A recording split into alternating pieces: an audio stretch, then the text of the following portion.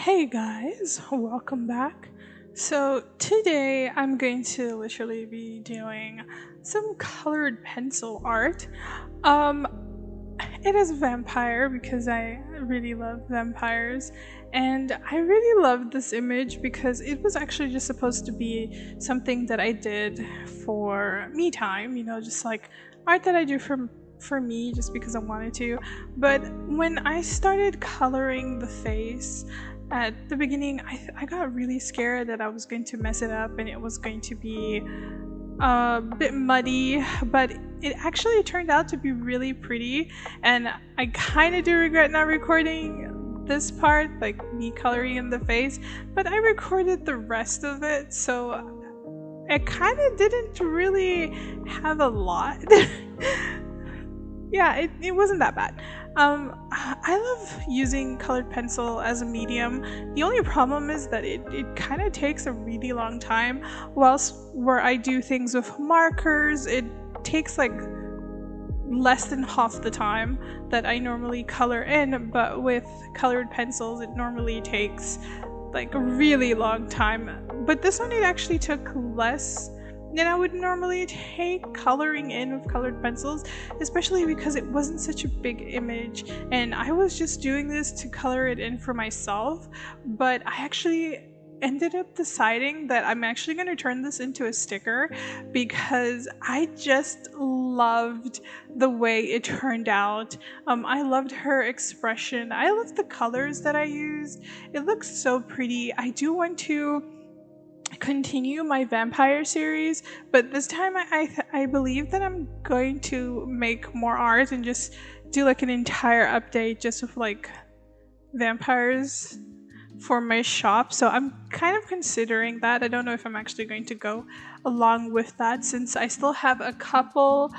I have like 3 more images that I still need to finish doing. So, well, actually, it's 4, like digitally. So I will be doing that as well for the shop line. So it will be a little mixture of art that I've already wanted to add for like my shop launch, but I wasn't able to finish it on time, so I'm throwing it to the other one. But besides that, I'm gonna stop talking for a little while in a few seconds because there's this little part that I really love, which was when I took out my little white pen. It's supposed to be, it's almost like a Posca pen, just so I could do the little white of the eye, and I really want you guys to listen to it because it is so soothing to listen to that little part.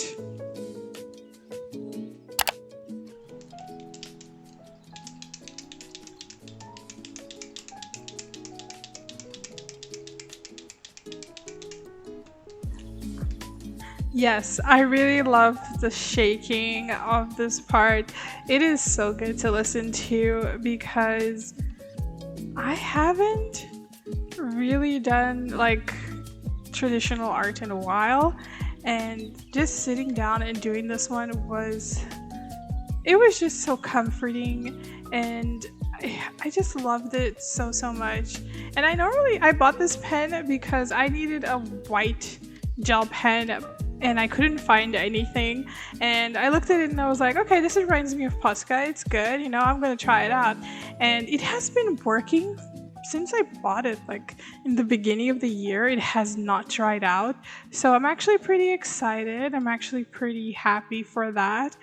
And yeah, here I'm doing some little circular motions, if you guys haven't realized. If you haven't, this is technically how I normally do a lot of the things. I know that a lot of people love it when I draw hair, so I kind of showed you guys a little bit of how I do it, just a little, in real time, and it takes a while because I didn't want her hair to look too red because I thought it was gonna clash in with her skin color, like with her skin tone. So I kind of went in and started adding some colors to make her hair pop, especially because I didn't have a lot of the actual tones in my polychromos, my Faber Castell polychromos. So I just used like the normal Faber Castell colors, like you normally get like the school colors, which actually still worked because I mixed both of them and it still made it pop. I think it's because of the polychromos. They're so good that even though I still did use like the cheaper version of the Faber Castell colors, it still popped. So I actually had a really fun time doing her hair. It was actually pretty cool. Something I also did on her skin was literally just adding a pop of green just so it didn't look so flat, especially because I only used like one color for the lighter parts of her skin and I didn't go like overboard or didn't do like a lot of layering like I did in the darker areas, or also on her face where I wanted to have her have like really rosy cheeks. So I did add a bit of green there just so it wouldn't literally look so dead inside. I think I should have added a bit of orange as well just to make it a little bit more contrasty, but in the end I really loved the way this illustration looked and I had a lot of fun. And as you guys know, I love drawing hair. It is one of my favorite parts of literally just constructing all of the hairstyle how I want it. I do use a little bit of that motion, which is technically like the manga kind of hair, just to leave small little strips of light in it.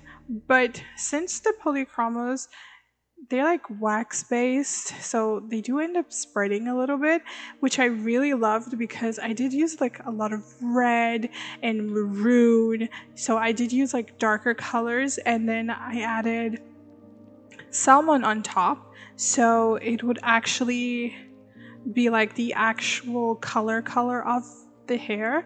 And afterwards I just came in with a white colored pencil and I just blended it all with a white colored pencil. I could have used my actual I forgot, I do have a blender. I have a blender, but I don't remember the name of the blenders. I don't remember. I'll pop it up on screen. I just don't remember the name of the brand of the blender that I normally use. I normally like using it when I color in on my adult coloring book, which is technically just my adult stress book, which I also need to finish that page. When I'm stressed again, I'll probably record me finishing that page for you guys. But besides that, that's technically what I did with the hair. I just choose like little lighter spots for it because I actually like to leave the hair looking a little bit more, I don't know, realistic, especially because normally the way I use to actually color in this hair, I also used to color it like when I do realistic hair.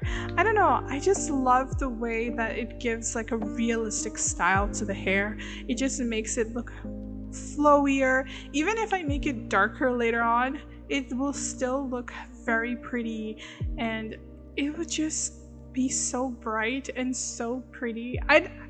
I don't have the words to say how much I love doing it. So this is technically just how I love to color in hair. Just taking my time and doing it strand for strand, and then even like just adding some lighter touches to it, even when it, so I don't leave like 100% the white of the paper. I would definitely just cover it in like with the other light color, and then like I said, to blend it off, I'll just use like the white colored pencil that Polychromos has. I normally bought like a lot of them. I think I have like 3 or 2 white Polychromos colored pencil because I really love using it to blend out when it comes to coloring, especially because I used to do a lot of realistic illustrations, and using the Polychromos white pencil to blend it off instead of using a blender, I actually find it better to do that, especially if you have like a really dark spot and you want it to make it like a little lighter, you can just use, like, it just makes everything a bit lighter, so it actually just gives a little vibrance and light to it, and it actually blends everything perfectly. So that is one of the reasons that I really enjoy this. When it came to her shirt, I really did not know what color I was going to use on this, because her hair was this purpley pinky color. She was a little bit pinky herself, and I wanted something that could contrast with that, so I did technically pick out my blues. Since I don't have the blue colors from Polychromo set, I actually just used my normal blues that come in like the 12 pack from the normal colored pencils that you get from Faber Castell, normally the ones you use like for school. And I did actually end up using a darker red, so it kind of had a little purpley touch to it, like a darker purpley touch to it, so I actually really enjoy that, and I just kept building it along with both of them, and I just took my time with this. I think I did this in like an hour. If it was a bigger drawing, it would probably be a bit bigger. That's why I said like it took a while, because I was doing this in colored pencil, and if it wasn't colored pencil, I'd probably be finished with it like beforehand, but because I did it in colored pencil, it does take a while. It's one of the things that like this week I really haven't been in the mood to even play my Sims, because I love building and I love playing in the houses that I build, but I haven't really been in the mood of that, and I haven't been really in the mood to like draw digitally, you know, just like work digitally. So I took my time just to work on like traditionally, just like pen, paper, just me and the focus there, no control C, no control V. So, well, actually it's control C. Well, it depends on your shortcuts, but normally mine is just control C. And I just sat down and just decided to go along with this. When I drew this illustration, I was actually well, this is the coloring. I took an hour to color it, but there is still the I probably took like 2 hours. maybe if I took like 20-30 minutes to do this, because I used my normal graphite pencil, well, electric pencil anyway, and I actually just wanted to do something cute. It was just going to be a cute drawing, and I loved it so much that I ended up literally coloring it. I was scared at first, like I told you guys, but then I just had some fun time with it. I do end up using a darker red as well on the shirt just to make some of the lines pop out a little, so I was actually really glad that I actually did that, because I don't know, I didn't want it to be, I wanted the shirt to pop out just as much as she was popping out, because if you actually look at the illustration yourself, even after I finish coloring it, you still get like the focus on her face and on her expression, for the simple fact that it's a bit lighter than the rest of her clothes, like than herself. So I actually really loved that. Even though it was a bit of an accident, I just wanted to have fun and make like a really cute vampire.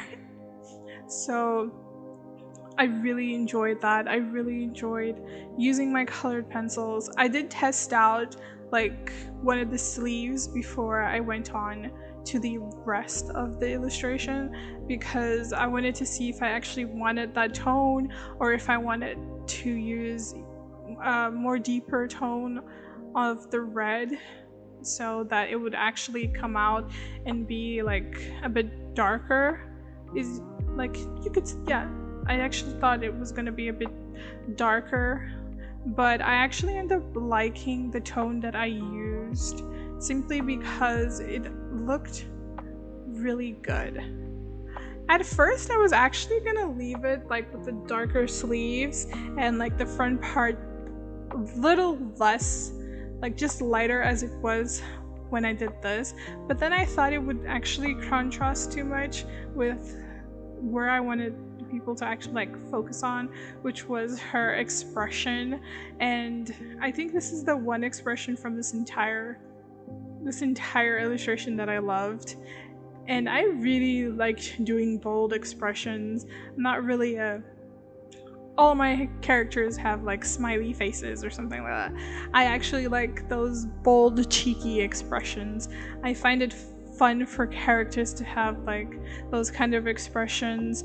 I think carrying on and doing new art and just growing things, I could actually end up making like an entire character arc just with my vampires, but I don't think I would actually create a story with my vampires, for the fact that I would try to go in so hard and literally like dive in to learning more.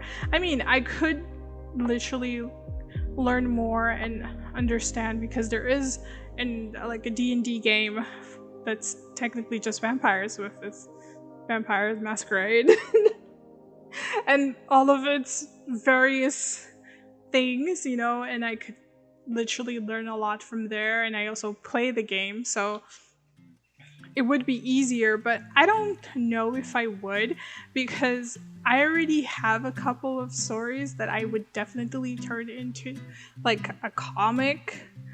And to be honest, I couldn't go on with it because I always fall in love with the villains.